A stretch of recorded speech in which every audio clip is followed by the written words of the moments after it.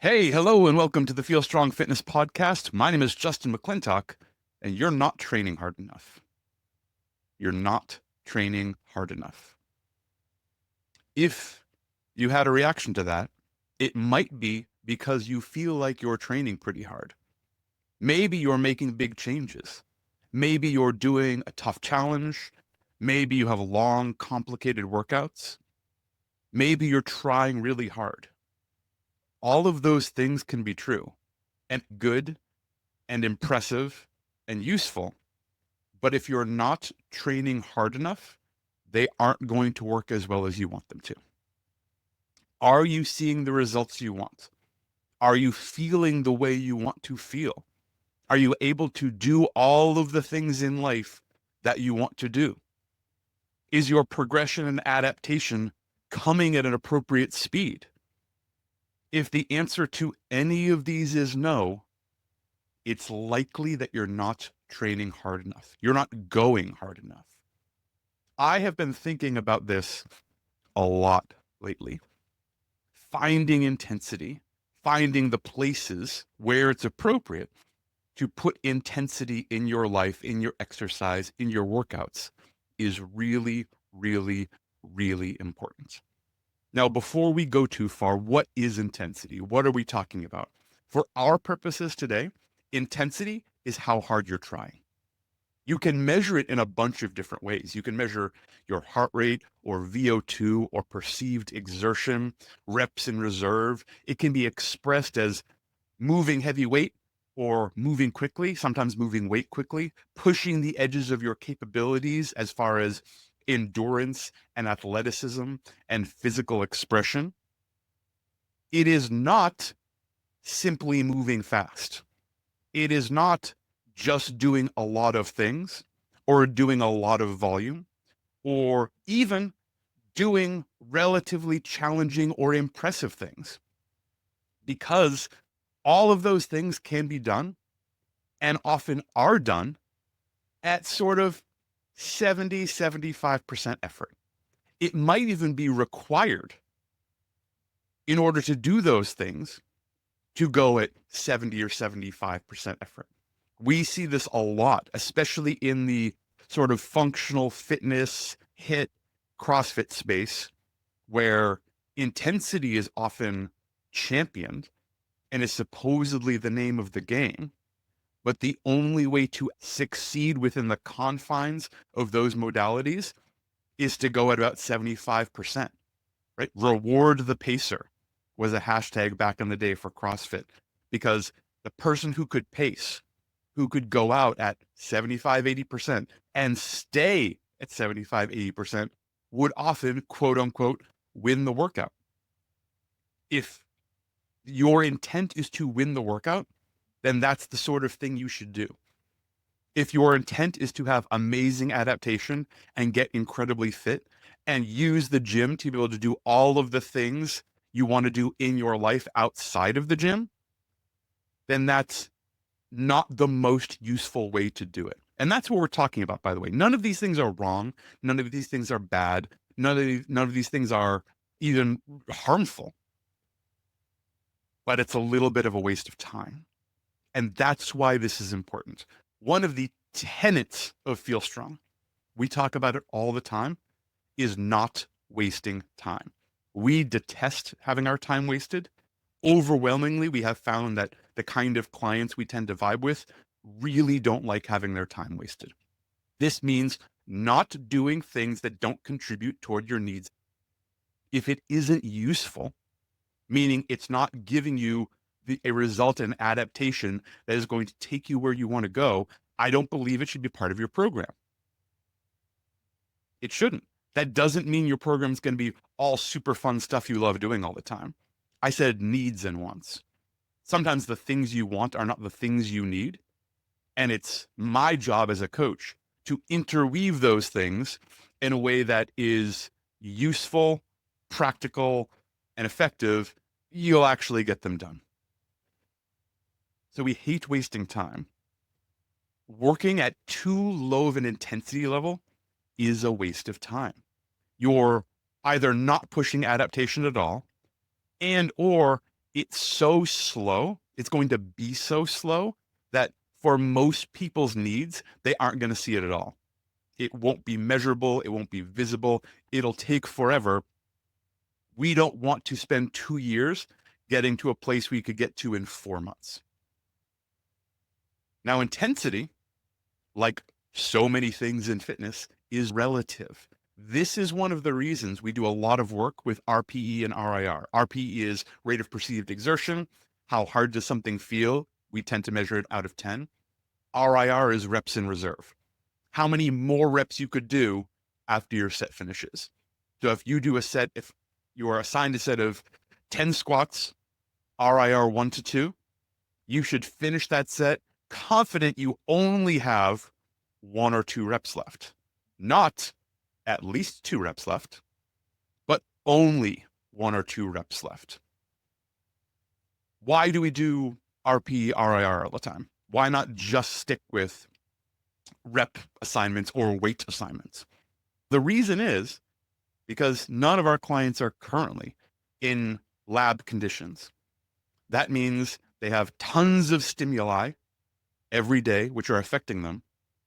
And their intensity, therefore, will vary day to day, week to week, cycle to cycle, season to season, even movement to movement, depending on experience, strength, deficits, setbacks, limitations, injury history, etc.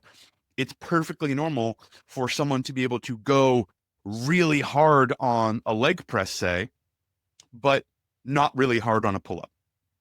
Totally normal. So the intensity, what that intensity looks like, is going to vary day to day. This means if we're prescribing with intensity, if you have, again, to our squat example, if you have a set of 10 squats, RIR 1 to 2, and again, I know we just said this, that means you're going to do 10 squats. When you finish, the intent, the stimulus is that you only have, you truly believe you could only do 1, maybe 2 more reps there. Those are the working sets we're working in. On a lovely sunny day at the end of April, when things are going really well and your bonus just came through at work and someone told you how proud they are of you and you got sun on your face and you're feeling amazing and your stress level is totally managed, that might be 350-pound squats for a set of 10. I don't know. The same person. Let's fast forward. Let's keep training. Let's go to the beginning of June. It's really hot. It's humid. You're uncomfortable. Work stress is piling up. You had a fight with someone you care about. Everything feels a little tight. You didn't really sleep very well.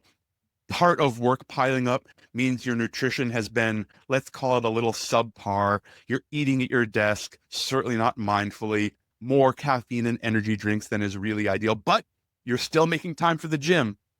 You come in and that set of 10 is 275 pounds. And truly, you hit the stimulus. You have maybe 1, maybe 2 reps left in the tank. There is a perspective on this, which would look at that as backwards progress. There's a perspective on this, which would look like that as a failure. I strongly disagree.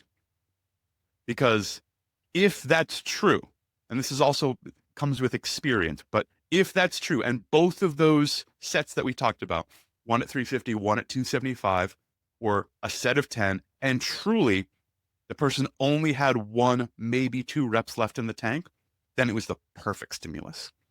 If I had taken that stressed, overloaded, upset, tight, tired person in June and made them do a set of 10 at 350 or even 360 pounds, it probably wouldn't have worked.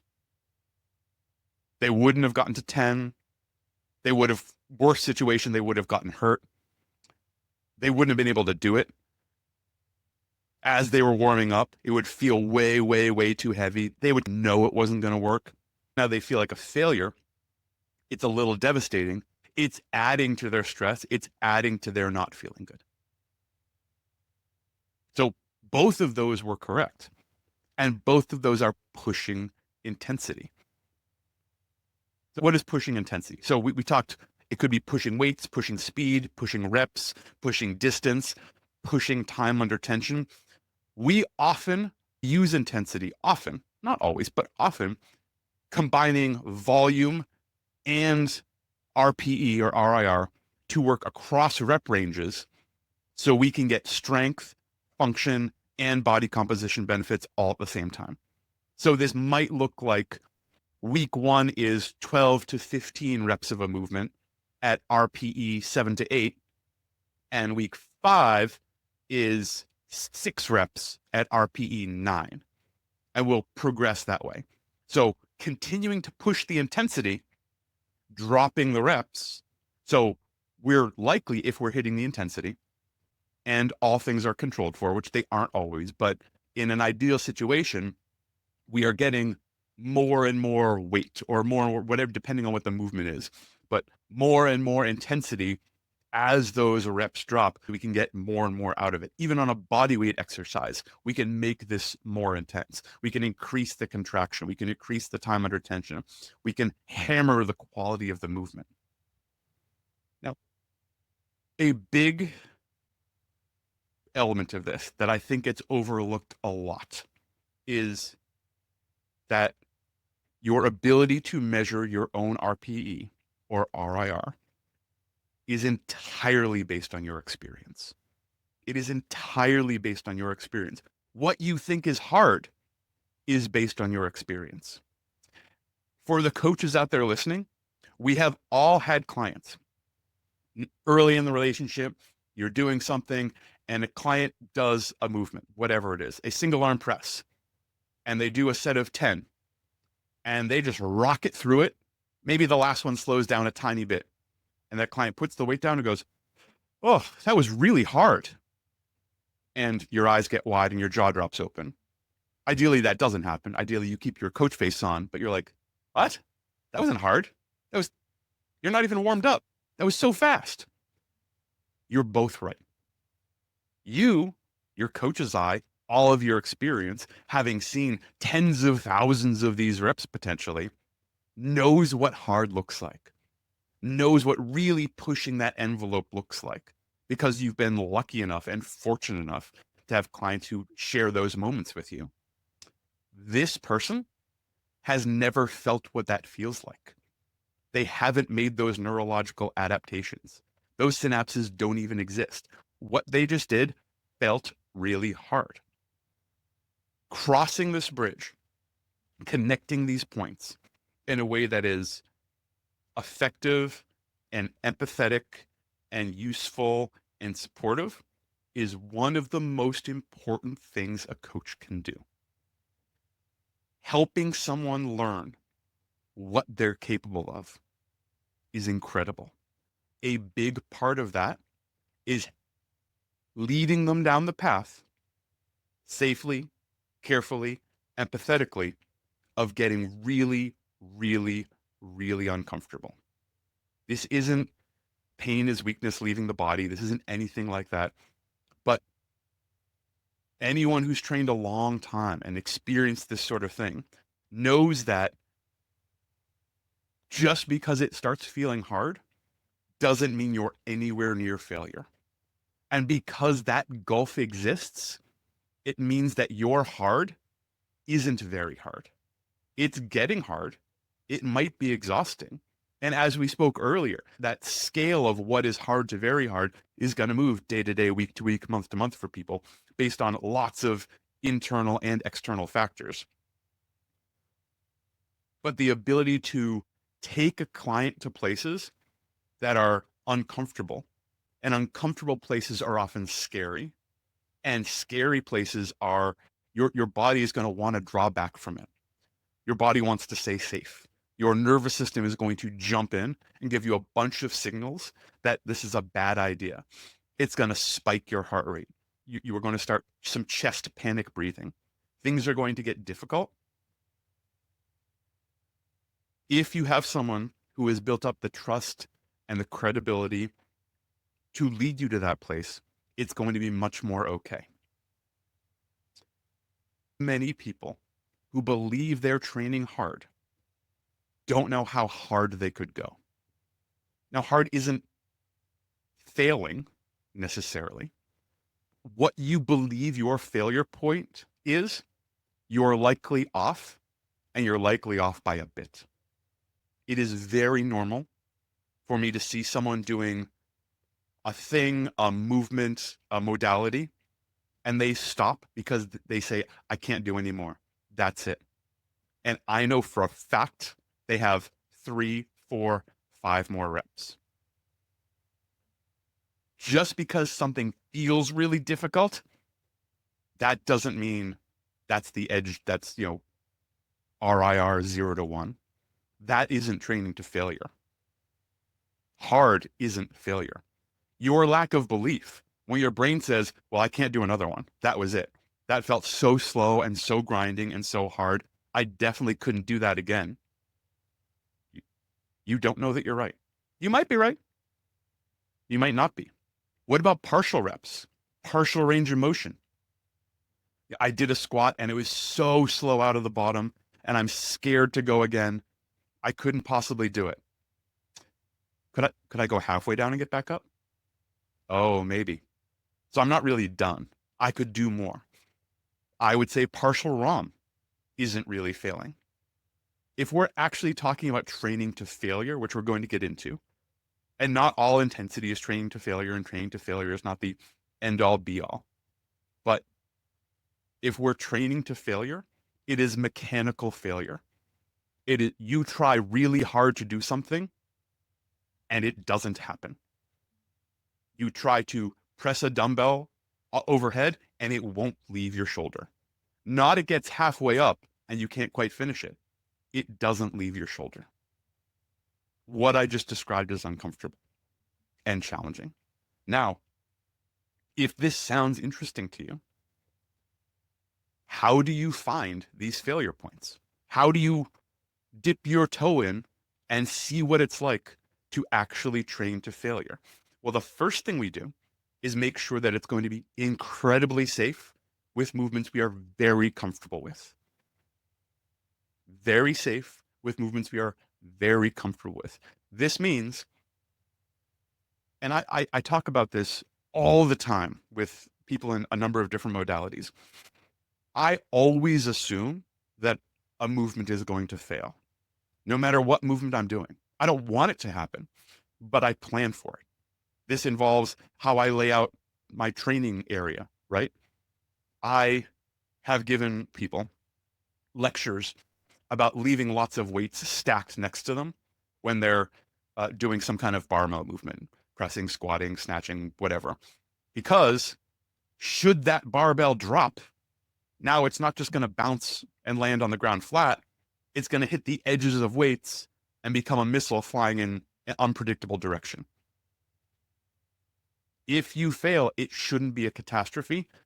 If we're going to dip our toe into real maximum intensity, it should be incredibly safe and movements you are very, very comfortable doing.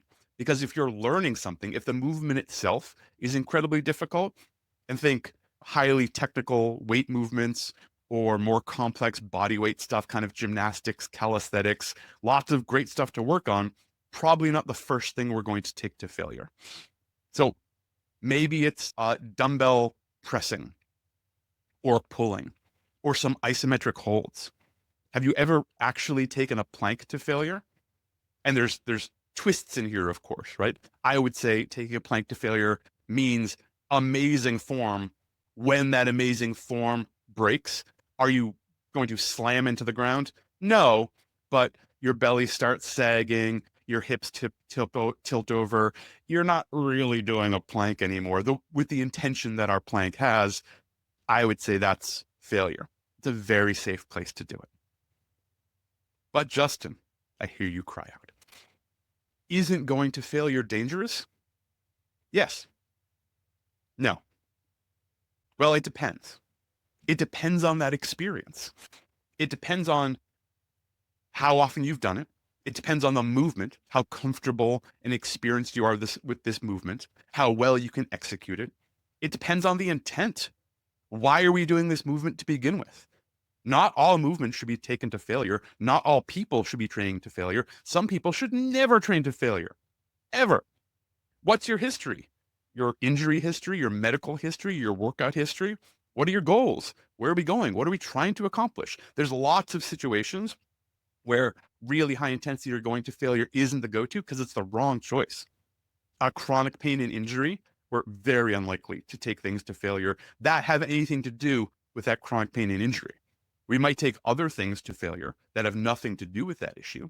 Brand new movements, very unlikely to go to failure because they're really challenging. There's exceptions here, especially with machine-based exercises, because some of that stuff is so isolating and simple that it's a little bit hard to get really wrong. Competition movements. I rarely take competition movements to failure. By that, I mean movements in which you compete as your sport. So if you're a weightlifter or a CrossFitter or etc., we don't want to practice failing, probably. So we'll find other things we can take to that intensity, but we don't want to learn how to fail over and over for the most part. Again, there's exceptions. We also don't go to failure on anything that could have catastrophic consequences, right? We're not going to take 20-foot rope climbs to failure because what if you fail 18 feet up in the air? That would be really bad. Same thing if you aren't very experienced with bailing on a barbell back squat, we aren't going to take back squats to failure unless you have safety bars and or spotters you really trust and you've talked through and you've been spotted before, et cetera, et cetera, et cetera. Though, yes, there's lots and lots of reasons to not do it and not go to failure. Currently, at time of recording, and this certainly hasn't always been true, and it certainly won't always be true, but the things I'm working on right now, currently, almost all of my training is designed to go to failure, which means every single rep I can possibly do, plus any partial reps, partial range of motion I can squeak out, that's the set. It is an exercise, and the assignment is times RIR 0 to 1. And for me, that means hit, I can't move anymore, and then squeeze any tiny partial reps out of it. With my current training, and my current training is all strength, body composition, and function. I'm not dealing with any injuries. I'm not pursuing any competitions. I'm not training for any particular events or anything like that. I want to feel strong, look good, be able to say yes to everything I want to do. This also means a lot of the movements I'm doing are 1 or 2 sets. Because I'm doing movements I'm very experienced in, I've structured the workout in a way that when I get to a movement, I'm very warm. So I don't need to do 3 to 5 warm-up sets to get into my heavy stuff.